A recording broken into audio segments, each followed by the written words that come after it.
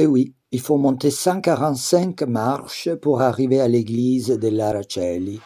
Et encore, en 1348, quand l'escalier fut construit, il y en avait 3 en plus. Mais vous avez un moyen de les éviter. Dans la place du Capitole, vous avez une entrée latérale, et là, il n'y a que 14 marches.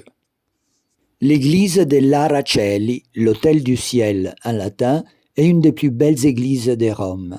J'ai décidé de vous en montrer quelques aspects mineurs.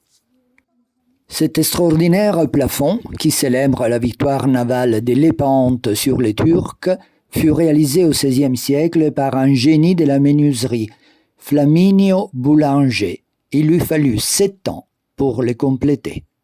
Allez chercher au niveau du maître-autel les restes du magnifique pavement du XIIIe siècle, une sorte de tapis de marbre des 4 couleurs, œuvre des Cosmates. Les tombeaux ici racontent des histoires. Ludovico Gratimagnani, mort à 20 ans, était déjà mathématicien, astronome et polyglotte réputé. Sa riche famille avait l'insigne privilège de pouvoir manger des produits laitiers pendant les carèmes. Felice de Fredis fit graver sur son sarcophage que c'est dans sa vigne, dans la fosse où il était tombé, qu'on retrouva une des statues les plus célèbres au monde, les Laocoons.